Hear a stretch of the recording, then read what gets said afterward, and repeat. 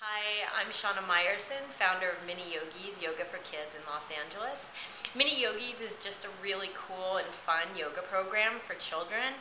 It's non-competitive and it's non-judgmental. It's a really safe place for kids to just have fun, play around with the yoga, learn to control themselves, learn to stay calm, focused, and really learn some life skills, but in a really cool and integrated format. Yoga is awesome for kids because not only does it help them keep healthy, it literally helps their digestive system, their nervous system, their respiratory system, but it helps to keep them calm, it helps to keep them focused, and it gives them tools for living. The reason why I think yoga is awesome for kids is because in yoga, it's like the only place on earth where a kid cannot be wrong, and truly, the effort is the only thing that matters. I don't know another place where kids are completely safe to just really try things, to take risks without worrying about whether they do it exactly right, but rather to get really empowered just by knowing that they tried hard. The reason why I created Mini Yogis as a program specifically for kids, as opposed to sometimes people like to take their kids to like an adult yoga class, is because the point of yoga is to bring together the mind, the body, and the spirit. Now for adults, the way that we do that is by separating by the stimuli and the environment around us. So we need soft music and dim lights and calm easiness. But with kids, it's just the opposite. The way that kids are in their element is when they can play and when they can be free and when they could just really let loose. And so I like within the confines and the constructs of here's the structure, now play with it, instead of here's the structure, deal with it, get serious, everything's serious all the time. So technically, children can start yoga as early as 6 weeks. I know it might sound a little bit weird. Obviously, they're not going to be standing up and like doing a tree pose, but it's a lot of facilitated movement just to help them with the coordination, with the digestion, with the nervous system. But if you're looking for a class that a child can do on his or her own, separate from like a mommy and me format, I would say 2 to 3 years old, depending on the maturity of the child, is a great time to introduce a child to yoga. Just know that even the best 2-year-olds in general will only follow maybe 30 to 60% of the class. That's okay, they learn a lot by osmosis. By the time they're 4, they'll pretty much be in the practice, doing it all, very, very comfortable, and ready for a lifetime of practice ahead of them. When choosing a yoga program for your child, the first thing I recommend is to find out how the teacher has been trained. I recommend that they have a full adult certification, which would be a 200-hour or more certification, so that they really know their yoga that they're imparting to your children. They know how to do it safely, they know how to do it correctly, they know how to instill good habits.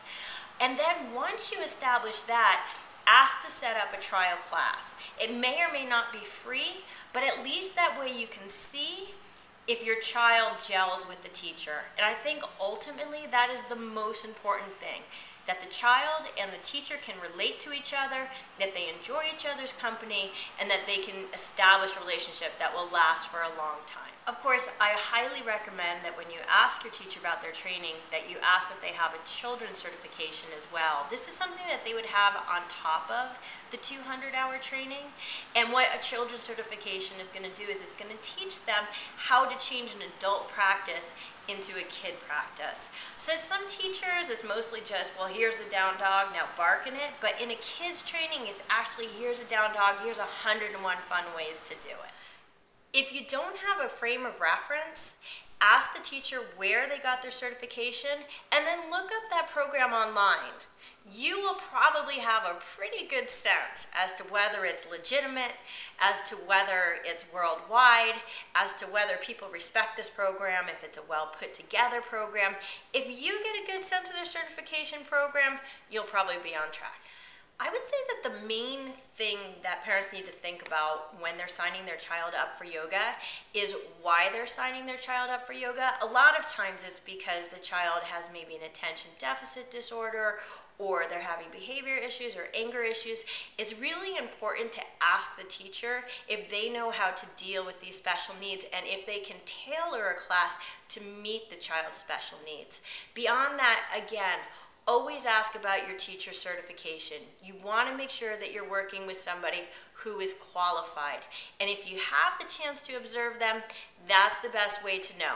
What is their experience with kids? What is their experience with teaching? How much have they been teaching? Because a lot of times you're going to get teachers who don't really know so well the alignment, or don't really know so well the philosophy, and what they're teaching your kids is not what your kids should be learning.